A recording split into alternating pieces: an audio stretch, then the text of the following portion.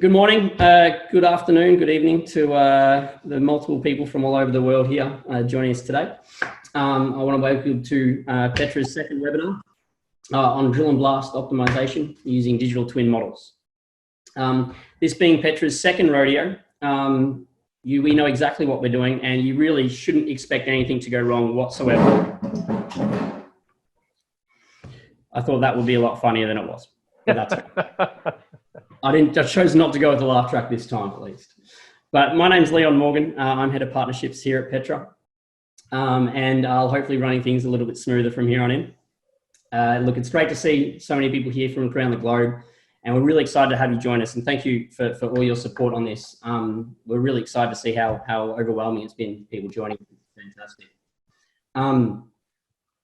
I just would leave out that it only took a pandemic and a government intervention to get you all to finally join us, but that's okay, it's fine. So our aim with these is to just continue the information sharing and innovation in these sort of uncertain times.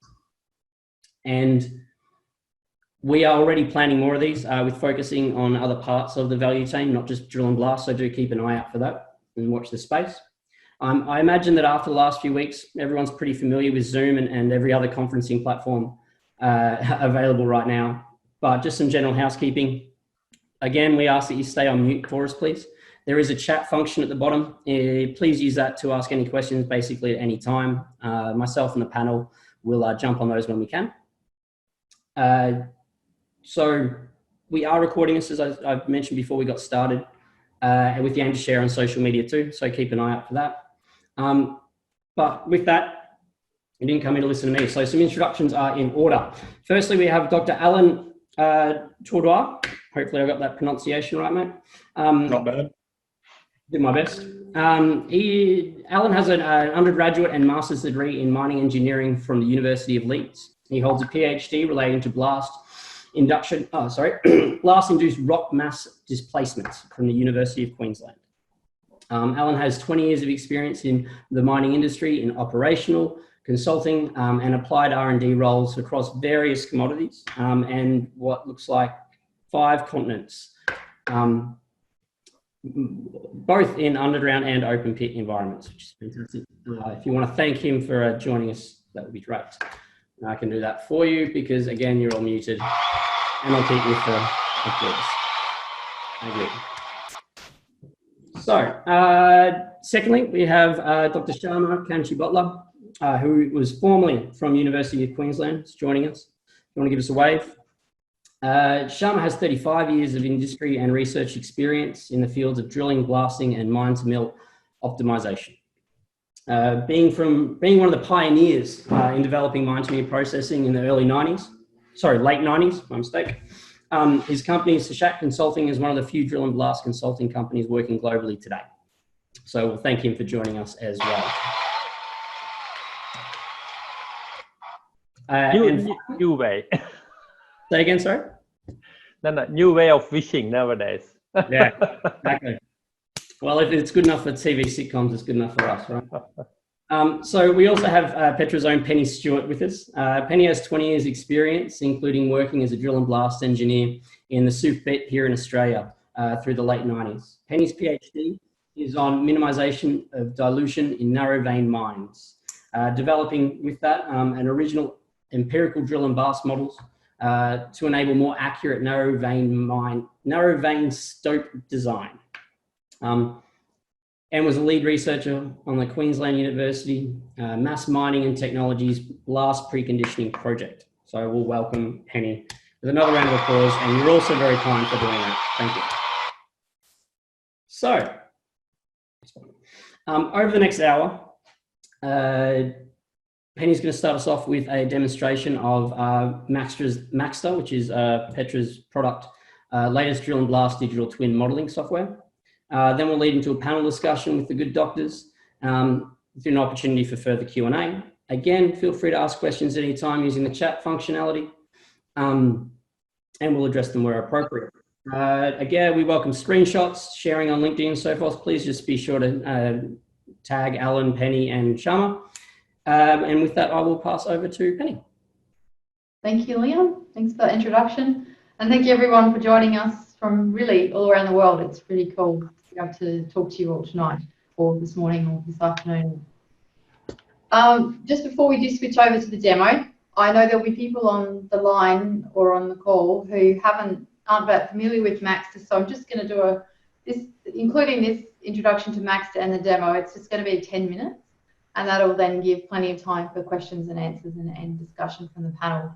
But MAXTA, for those who aren't familiar, effectively connects the data right back from the geology, your drill and blast, and then your downstream performance parameters. So that could be your crushers and your mills, and it integrates all that data with the purpose of being able to ask the question, if I do this drill and blast pattern in this particular geology, what impact can I expect based upon my historical data?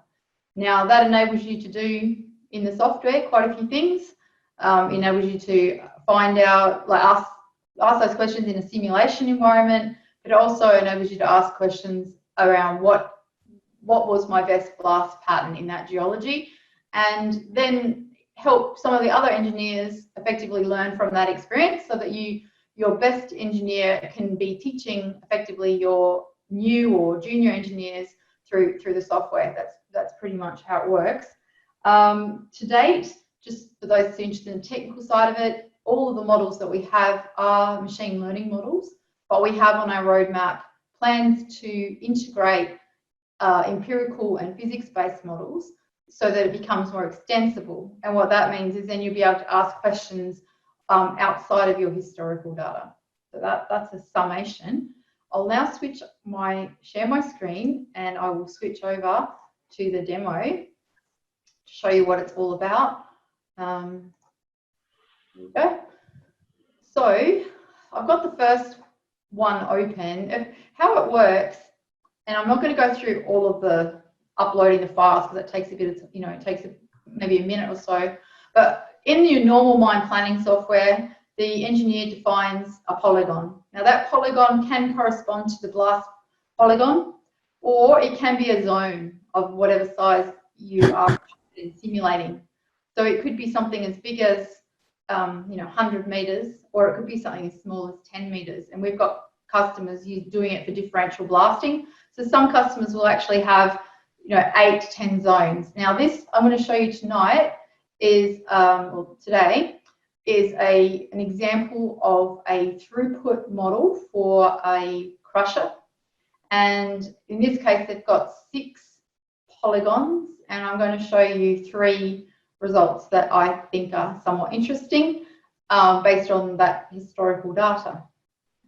So the first one is, the first thing that comes up in the simulation is a historical baseline result from the model, and what that is what did they typically use in that geology, and so that provides like a historical basis. Then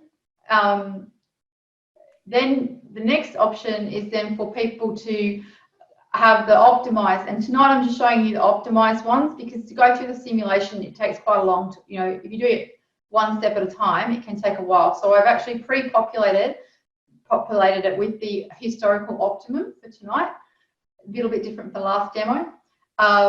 What that means then is that in this same geology, they were most commonly using a density of 0.82, most commonly using a burden spacing of 7/8, and the whole diameter stays constant and the stemming has stayed constant. But what we've found is with the optimal drill and blast for that particular geology, this is specific to the block model, by the way.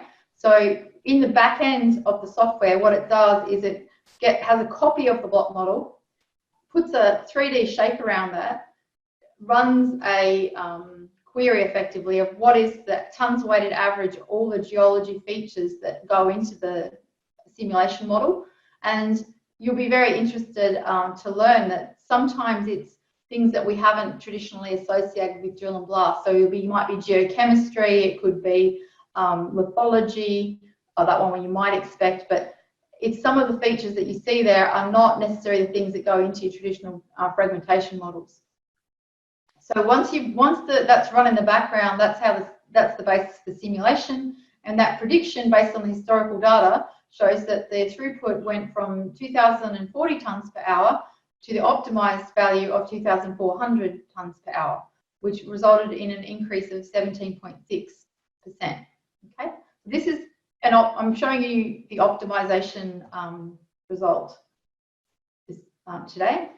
So another result, which I thought was quite interesting, was to go from, this is a different area of the pit, a slightly different geology, and running an increase in explosive density from 0.82 to 0.97. This time the burden spacing is reduced slightly, and then we found that running that and then also decreasing the stemming slightly, this was the optimum that came out of the optimization, that there was a 7.4% increase in crusher throughput. So that's the third one.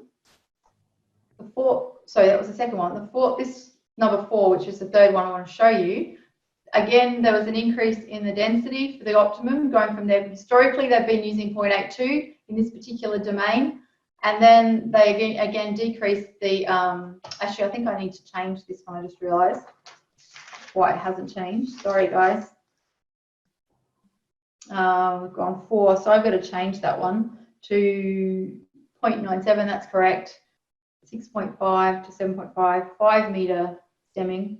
No, that is right. Okay, I thought it was different. Okay, so that's the result there for that one, and they gave a 14.8% increase.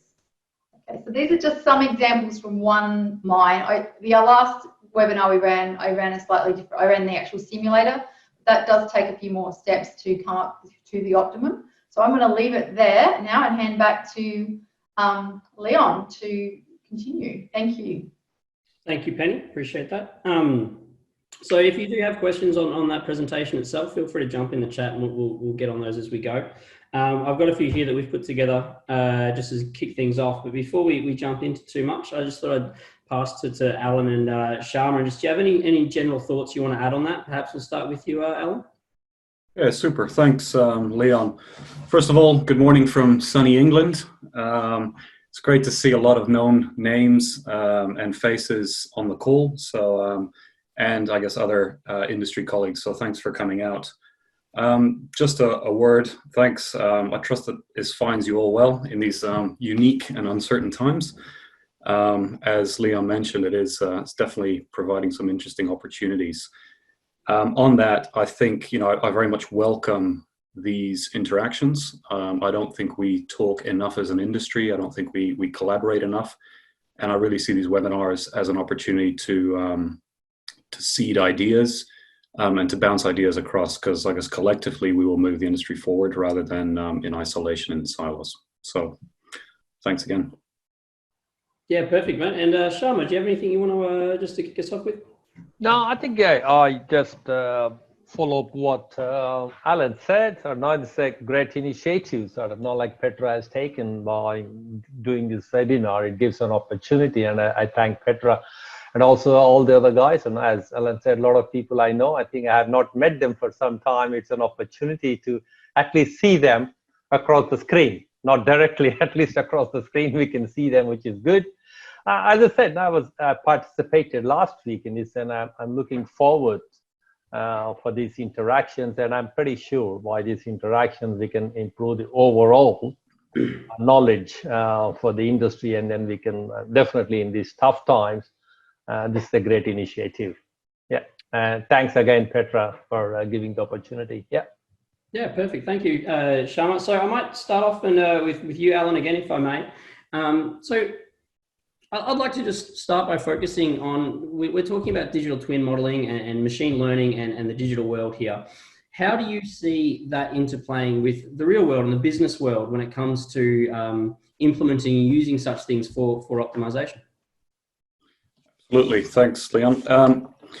Look, I guess from our aspect, from an Anglo American aspect, and probably from an industry aspect, I see modeling has been around for a very long time. And historically, all the data that has existed has required analysis, has required manipulation, has required importing and outporting of that data in different packages. So as we start moving into the digital space, we start seeing opportunities around automation, removing some of those menial tasks and starting to shift towards more value add activities that our design engineers, that our workforce can actually move towards. As a digital twin and platforms that enable digital twins, that really allows us to start asking what if scenarios and validating certain hypotheses in the space whereby we can't necessarily go and implement or execute, and or wait for that information to actually come back. So historically, we would do a design, we would fire it. There's a whole heap of variables that would be associated to that. And the expectation is that the output would be realized, but we would have to fire multiple blasts within that domain under consistent characteristics to actually really quantify whether that shift in the design has actually delivered the output. Yeah, perfect. Anything you want to add there, Penny?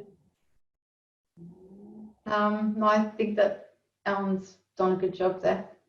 Yeah, perfect. I'll continue. That's fair.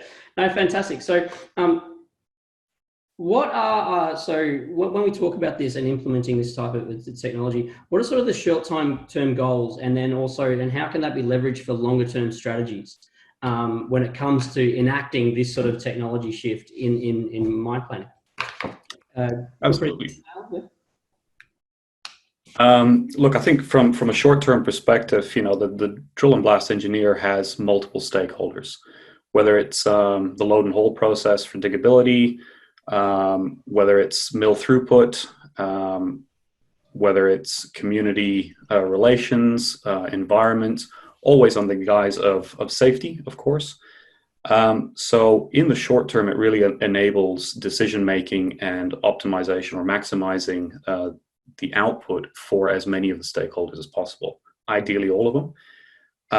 So that, to me, is in the day-to-day short term. And I think as we start moving into the digital space and we start enabling digital data, we are in a position to now start leveraging that and really seeing a takeoff in terms of delivering what industry has always talked about in terms of drill and blast outputs, but really starting to land that in a sustainable manner. Longer term, I think that opens up the prospect of looking across multiple resources, multiple jurisdictions, multiple commodities, multiple locations, and really starts enabling us to start shifting the or finding the new gaps and the new opportunities within our industry, whether it's explosive products, whether it's optimizing downstream processes such as mill throughput, what have you. Yeah, sure. So, I mean, that's talking about, I was thinking where you're going there is also, you're saying across commodities, across sites and so forth. Now use of data and data working within that space becomes a really important process, and how you manage that data. Last week, we spoke a lot around data, but I might just rehash a few things with Sharma there about your thoughts on how data plays a part in creating these scenarios to make sure it's working well. Is it me? Yeah. Yeah, I think like what I said last time, in mining industry is very good in collecting the data. Okay, and we love collecting data. Traditionally, we collect a lot of data, but as Alan said, because we think some of those menial tasks, we never go and analyze the data, or we don't allocate enough resources to allocate to analyze the data. What I see, one of the short-term immediate advantage of having these big data analysis and all those things is that our ability to analyze data and then make sense of the data would be a lot easier for the mining engineers. And then that can, in my opinion, that can actually show a lot of insights into what we are doing. And that can open up a lot of opportunities which we otherwise would not have known, because we are collecting data, but we just do not really go and understand or analyze the data. I see that as that can open a lot of opportunities for us in understanding the process. Once we understand the process, I believe that can lead to optimization. So that is in a scientific way, that's what I would see that as. Yeah, perfect. So, I mean, talking on data quality and so forth, what Yes, we're collecting a lot of data and using it is important and so forth. What can companies do now today to essentially understand how that data can be used better? What changes need to be made so that things like this can be developed freely? Maybe I should answer that one, because we see, I think that people do think there's big issues with their data. That's common. Every site we go to, they always say, oh, our data is terrible. We haven't done a great job, we don't record it well, it's inconsistent, etc. But even though that may be the case, that there are issues with the data, you have to remember that to build a really good machine learning model, you might have over a typical iron ore mine might be running 50 to 80 million tons an annum.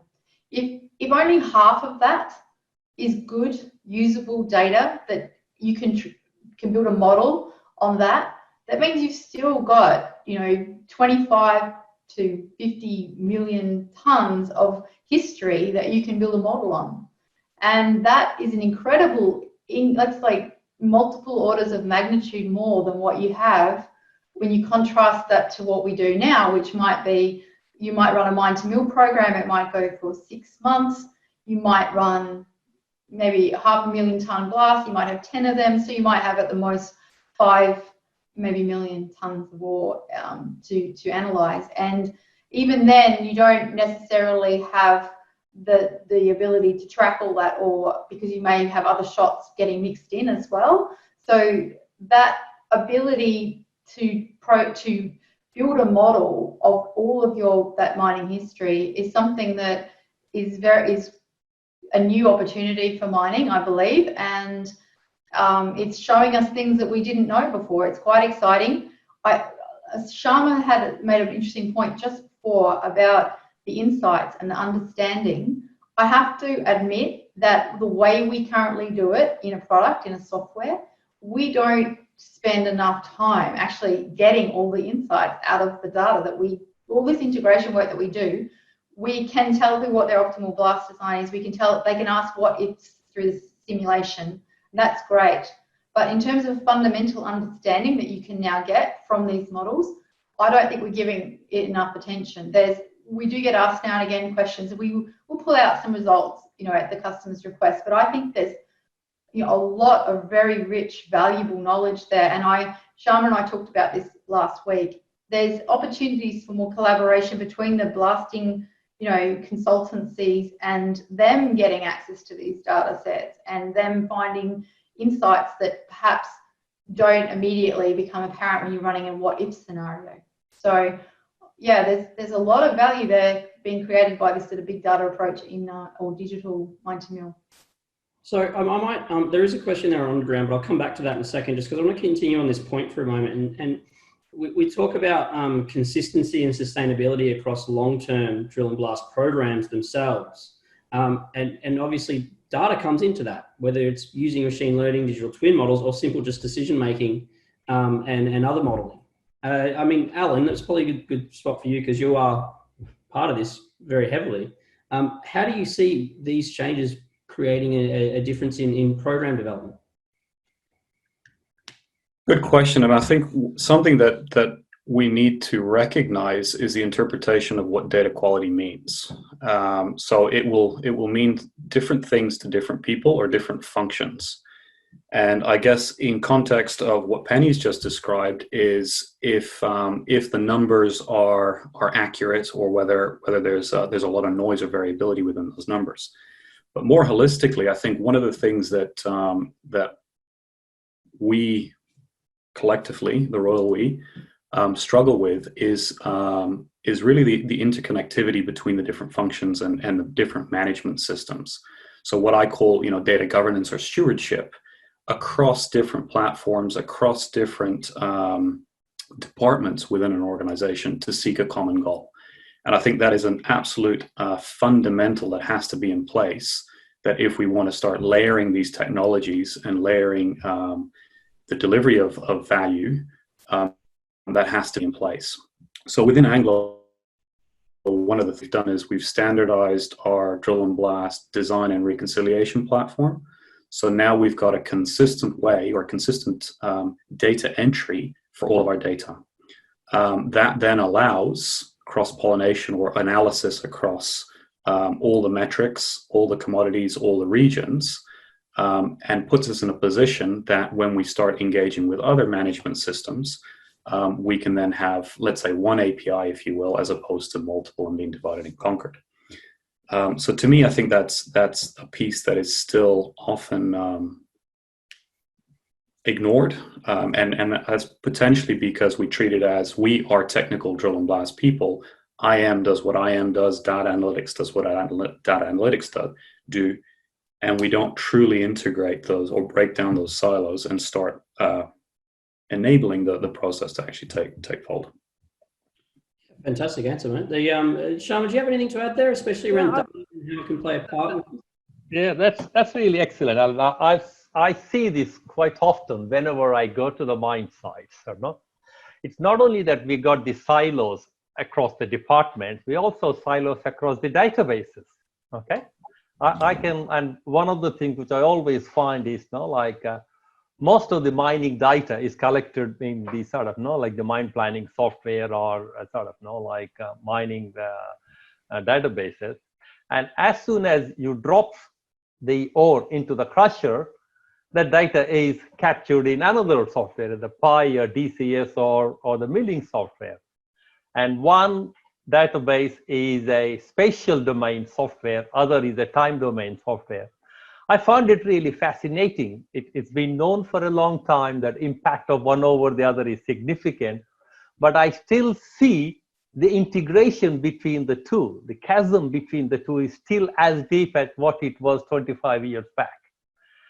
I haven't seen many places where a mill operator can actually see which part of the mine or the ore that he is digging and what is the property of that ore, what are the characteristics of that ore in a simple way. Few mines are starting to see that in a way, they're not trying to get some particle size distribution analysis, but still it's only very rudimentary. I can see that as a huge way that you can see.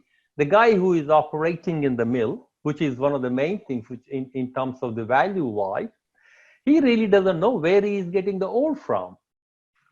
But that data, that information is sitting somewhere across the mine. Sometimes the mine may be 1 kilometer away or 10 kilometers away or a few hundred kilometers away.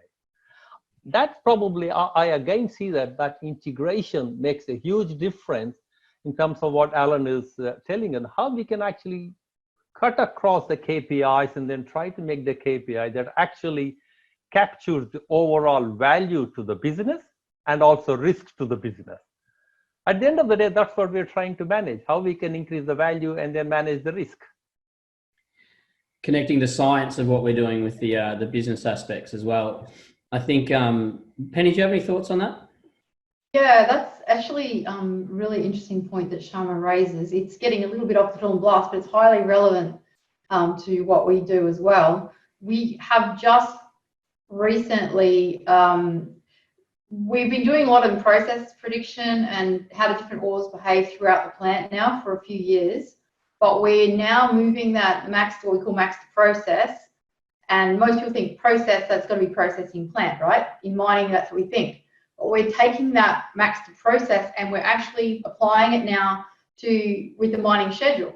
So you feed in the mine schedule geology and you can see, play forward, and I think this is what you're talking about, Sharma. You can actually play forward your mining schedule and see what effect that has on your throughputs and your recovery for different schedules. So that means the engineer doing the scheduling, there's some level of oversight then, because what's happened in the past is you'll have quite a junior, and I've been there, I've been that junior scheduling engineer, usually got like 2 criteria that you're scheduling to. It's usually grade and maybe some product related contaminant you have to keep to. And that's about it. There was no accountability to what your schedule does to the plant. And now that is enabled, because if you can play forward a schedule, a daily or a weekly or monthly, even yearly schedules, through using the models, then that gives you a visibility as an operation. That means that instead of just seeing these schedules as meet these 2 criteria, you're suddenly looking at the whole process and how does a mine schedule affect the entire operation. I agree with Sharma that this is quite an important a very important part for mining in terms of its digital journey. Anything to add, Alan? No, I think the guys have summarized it nicely, and you know, the challenge is really how do we? It's a cultural challenge rather than a technical challenge, I think, and it's those chasms that that Sharma talks about. You know, building the bridges. Clearly, it's hard because we haven't done it yet, but I think it really does lend itself nicely to sort of collaborative, cross-functional teams that again are finding commonality in what that value add is, right? So we're all seeking value, but what is the true value for the operation, as opposed to value for, you know, diggers, value for the mill, value for drill and blast, value for the stakeholders. It's value for everyone. Fantastic. I might refer to Ben's question in the chat. Just remind everyone to bring up that chat, and feel free to ask questions at any time. Sorry, Leon. Just Yep. don't know if you've mentioned them where the chat box is. Oh yeah, sorry. If you move your mouse, there is a chat box down the bottom to the right of you. There's a screen share button, but use the chat one, please. That'll bring it up to the right and so forth as well. So I might just keep on applications for a second and go to. This is a bit of a step and a change. How do we see applying this within the industry? How do we get this moving? And how do we get people using such things? I mean, I've seen Penny do presentations on crossing the chasm and understanding stuff like this. I might pass to you, Penny, if you've got something to add. Yeah, it's a good question. How do you build confidence in these techniques? Machine learning is relatively new to the industry. There's a book that I always talk about, which I really get a lot from. It's called Crossing the Chasm. And the basic idea is that there's a minority of people who want to try new things, and they get really excited about new technologies, and they will be your best champions. But unfortunately, they're often the minority. And then there's this majority group who often are really busy. They've got their work done. They've already got a workflow. They're often in a production role with a lot of pressure. And how do you get their attention enough in order to explain and enable them to understand what this new technology means to their job, and also show them how it's going to help them in their job and enable them to do their job better. Getting the time from those people and getting them the right training at the right points in time, not too much, not too early. When do you do that stakeholder engagement? When do you do the training? How much training? Those questions are, I believe, fundamental. We've learned a lot over the last 4 years about how to stage those steps, what works, what doesn't work, and I can't probably overemphasize. We've had sites with not as good models where we've gone, okay, that model's good, they're getting a few percent, they're happy and they're really happy about that. And other operations where they'll have like 10% uplift in their crushers, but due to issues around getting access for training or whatever, they struggle to implement, you know, that the same software, you know. So I'm not going to pretend that we've had exactly the same success at every site. Some of our implementations have gone really, really well, and others we struggle. It takes longer, and even when they've got amazing outcomes. So it's a really good question.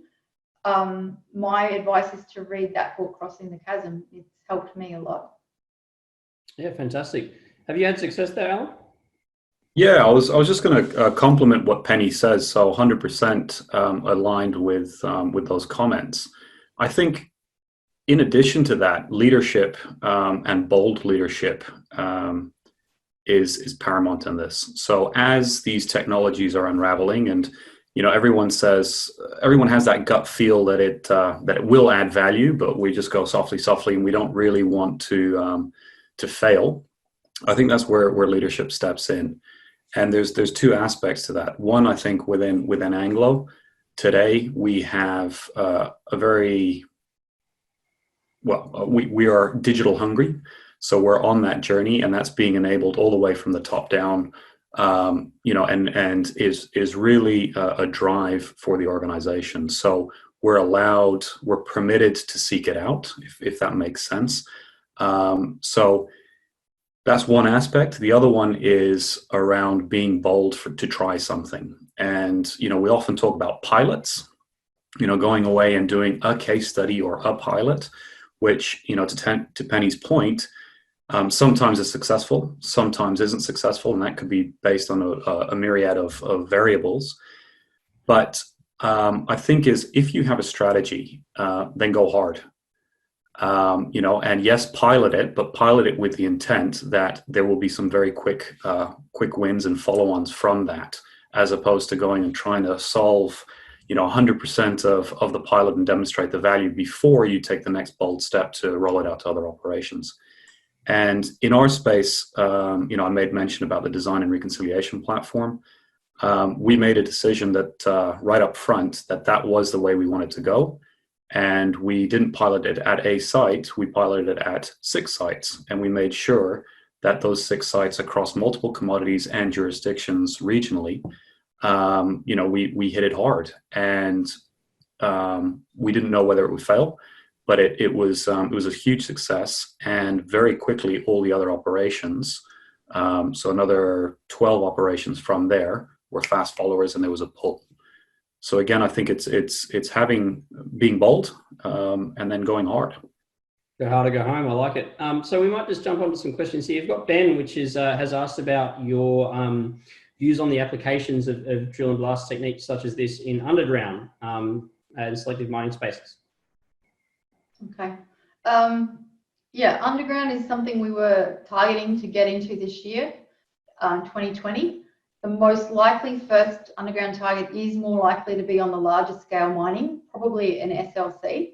And the reason I say that is because SLC, you have the rings, and so the ability to track the ore in an SLC, because you know what you've just blasted and it's fairly well defined as a ring, that is probably where we're going to start. That's not to say that if narrow vein, we actually do have an inquiry at the moment, a current one, from an underground mine, a narrow vein, and they do have a system of tracking their ore. So if that exists, then the ability to run MAXTA is fully enabled by, on that. It's more about what information is available from an underground mine. It's usually not as rich as an open pit mine where you have fleet management systems. I hope that helps you, Ben, but I'd be happy to talk to you afterwards as well if you'd like to expand on that question. So I might combine a few questions here because Levi here has asked about implementation time, how long does it take, project kickoff and so forth. I might ask as well, Penny, what else do you need? What do you need to solve what problems? Okay. So for the type of drill and blast optimization simulation, you need a block model, which all mines have. You need a fleet management system with the location of the fleet management system data available. And you need to have the downstream process data that you're trying to optimize. So that could be your crusher throughput or your crusher downtime, could be your mill throughput, it could be your dig rate, instantaneous, or some other metric that you're trying to maximize. That's really all you need. There is, for underground, because they don't have fleet management systems, are much less common, that can be more of a problem. In open pit, it's very rare to have an open pit mine that doesn't have the data required to do this sort of historical ore tracking approach to building a digital twin model. And what would timelines be on things like that? So in a direct tip, small, narrow vein, open pit gold mine, we've done implementations in 4 to 6 weeks. When we get up to the really big multiple pit iron ore mines, it's 14 weeks. So it's somewhere between 4 weeks to 14 weeks from the time we receive the data to the time they have the training and it's implemented on site. Fantastic, thank you. So, I mean, to stick on data and so forth, just for another minute, and over to you, Sharma, because I know we had some great conversations about this recently. With the emergence of machine learning and AI models in this space for the mine-to-mill process and performance prediction, how do you see this playing a part as we move forward into different aspects? You're asking me, Leon? Yes. Okay. Yeah, as I said right at the beginning, sort of, now what I see the emergence of the big data analysis.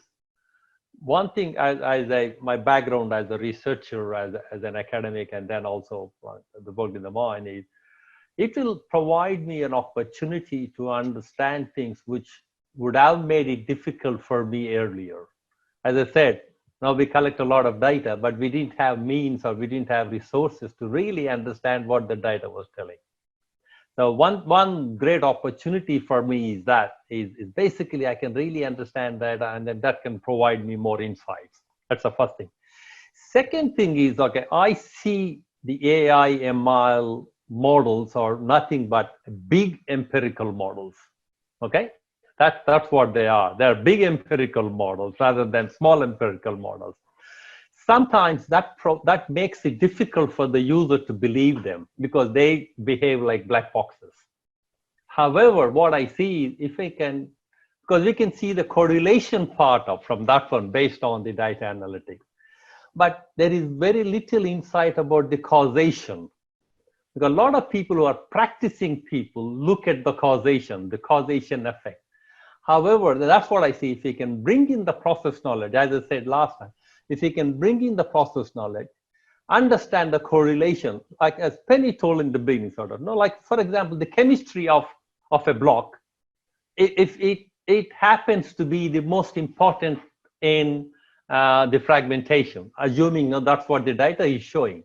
Okay, one thing is I can say straight away, say that no, crap, this is wrong. I can take that approach, or I can actually see what is the chemistry actually doing to the rock. Is the chemistry of the rock is giving me some information about the fracture frequency? Is the chemistry giving some information about the alteration, other thing? If I can go into the insights, maybe that will provide me an opportunity, because understanding and measuring chemistry may be a lot more easy than measuring a fracture frequency on the side. And that's what, as a researcher, that excites me. And I see that can give us more opportunities in the future to understand our own process, which I don't think anybody really understands 100%. Yeah, that's fantastic. I might throw that over to Alan. And how does that impact operationally when it comes to, I mean, obviously Anglo, it's a big beast of a business. How can all these concepts be translated to something with X amount of sites and X amount of people? I think it's a good question, and Sharma raises, sort of also coming from putting my academic hat back on, but equally keeping my my industry boots on as well.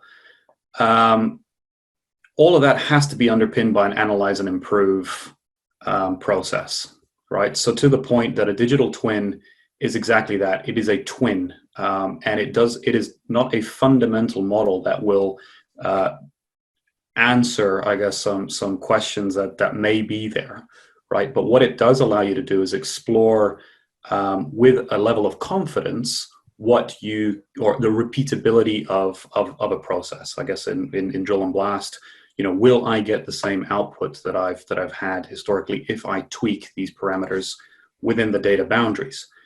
But if you've got a strong underpinning analyze and improve, you can then leverage or automate the upfront bit, but then you can still use the human element or the curiosity element to actually go and understand what is that variable that is coming up time and time again, that tends to indicate that there is something there.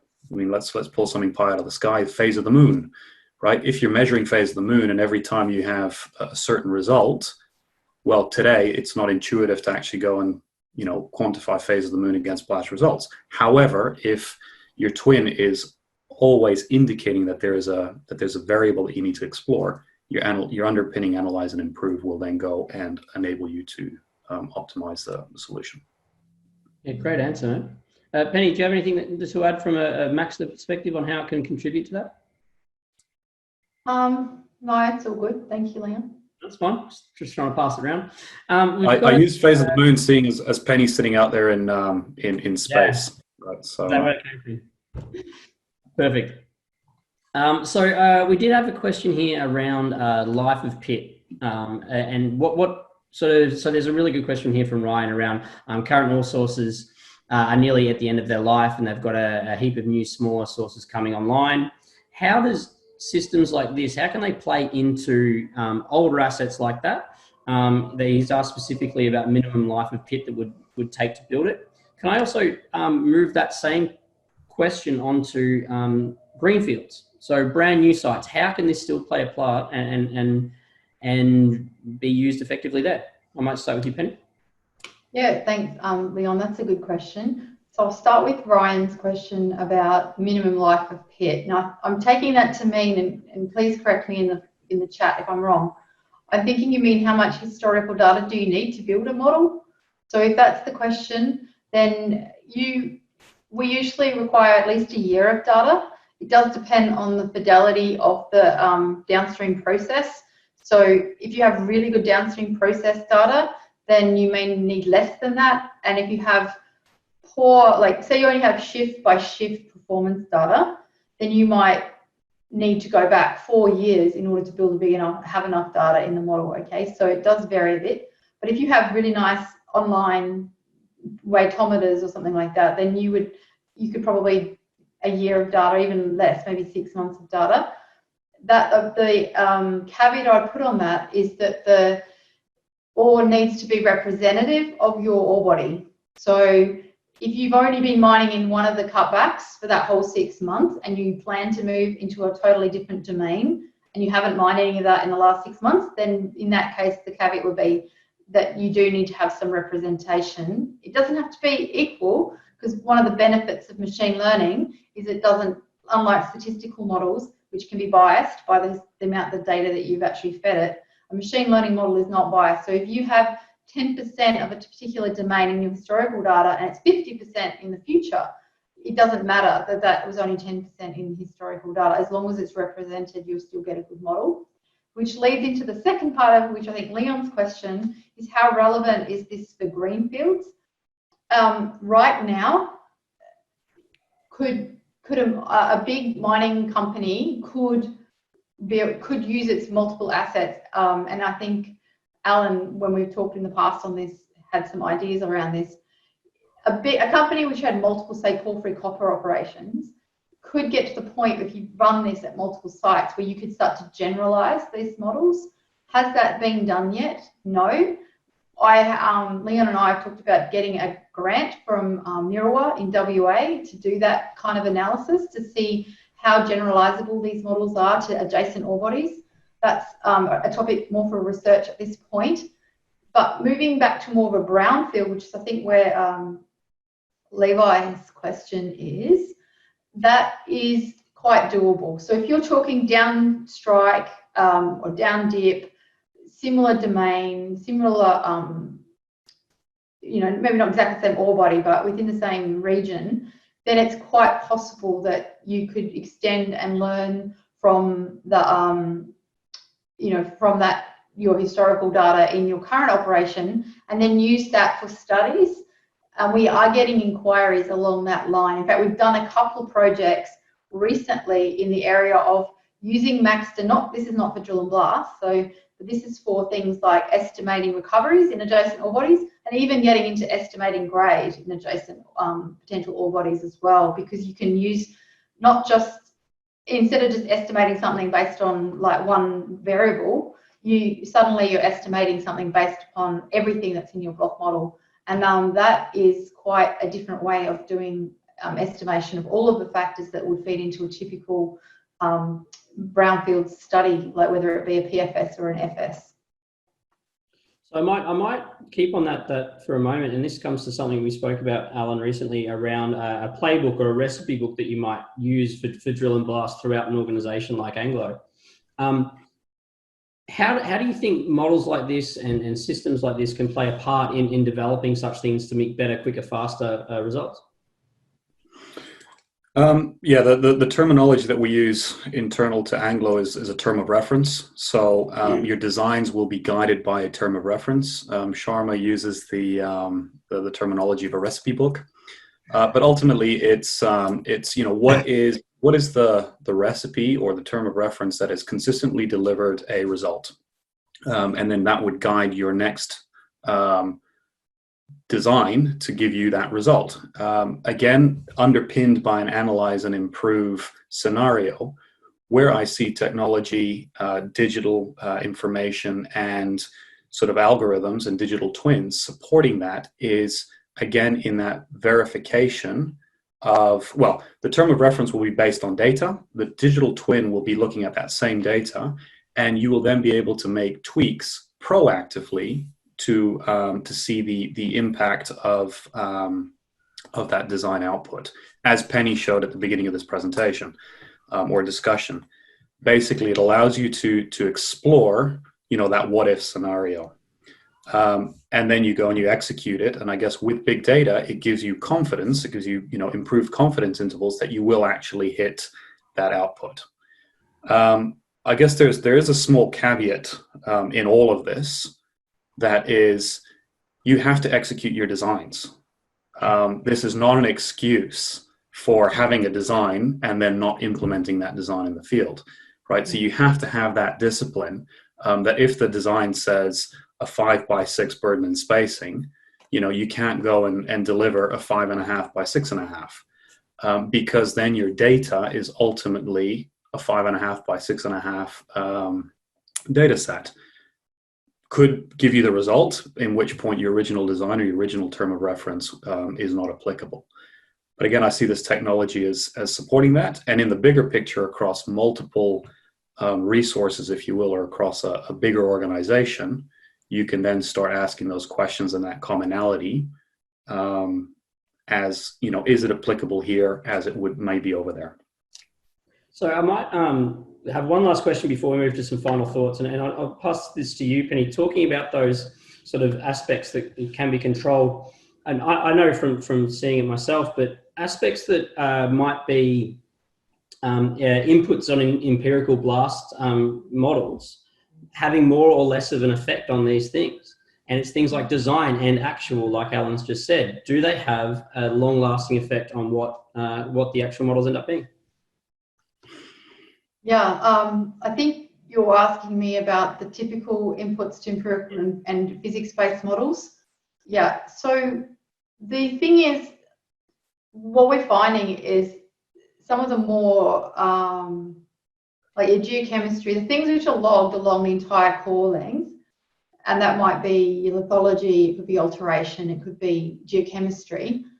Those things are coming up to the top of, we always provide a ranking of all the different model features and which is most important and how are they interacting. So that's it's not a black box, and I probably could share with you now what that looks like. Have we got a minute just to quickly show that? Yeah, I think I know what you want to share. I think I'll just do that quickly because it will explain it fast. This is a shout plot, and this gives you an idea. This just shows you all the different things that can go in. This is a dig rate model. And what it shows is there's some minerals in there, there's some elements, there's some other specific characteristics unique to iron ore. And you've got the drill and blast in there, and then there's some domain features as well.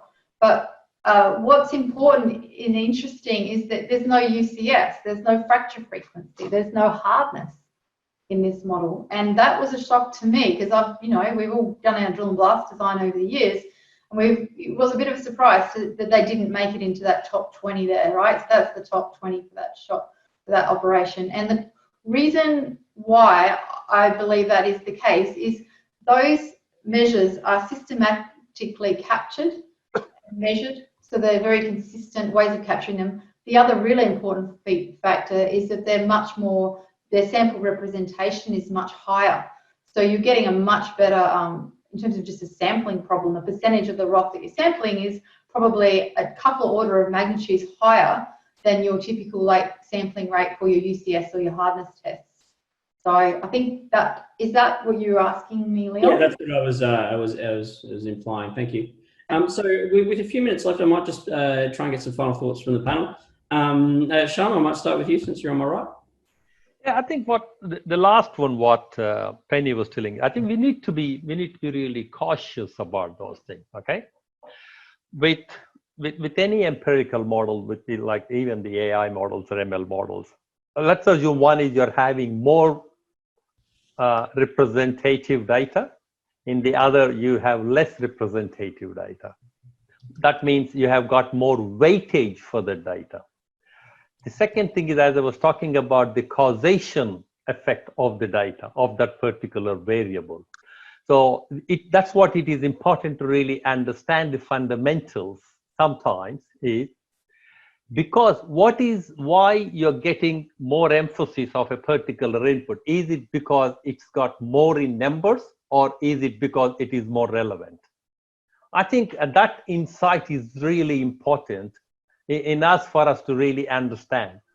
However, I do agree, if we can get all these data are equal weightage, equally representative, then if it is showing, if one particular variable is showing a better thing rather than what our conventional wisdom says, then we should go and ask the question, is our conventional wisdom right or wrong? Because it doesn't have to be right.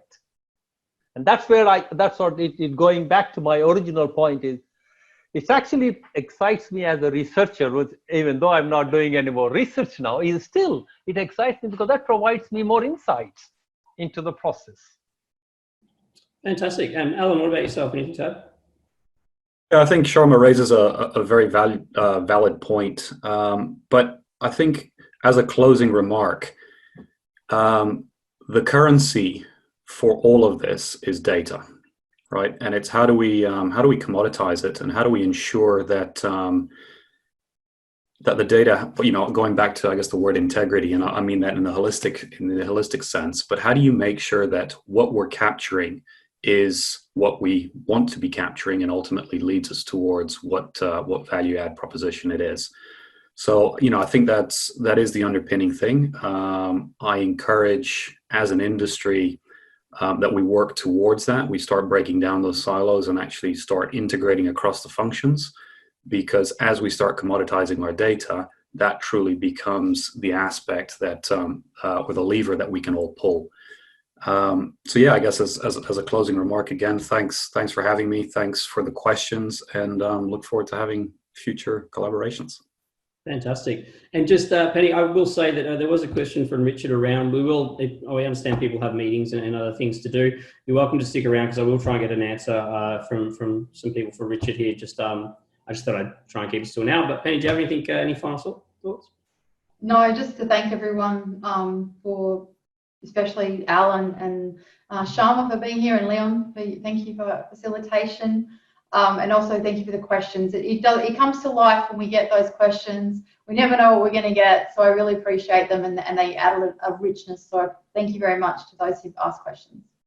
There is definitely a risk in the live question taking on a thing. I'm glad it's gone well today, which is nice. So thank you to everyone again for joining us. We really, truly appreciate the support in these uncertain times. Keep an eye out. We will have more of these. We are going to address other parts of the value chain, and hopefully we'll be able to get some more collaboration going on. Feel free to reach out to anyone on the panel here for more information on what we've discussed, whether it be small or large, or even if you have some fresh ideas that might shine light on areas we could improve things. Although maybe just get your IP lawyer involved first before you do. Thank you again. Have a great evening. Richard, if you want to stick around, people are welcome to leave or listen to the answer to Richard's question here. But thanks a lot, team.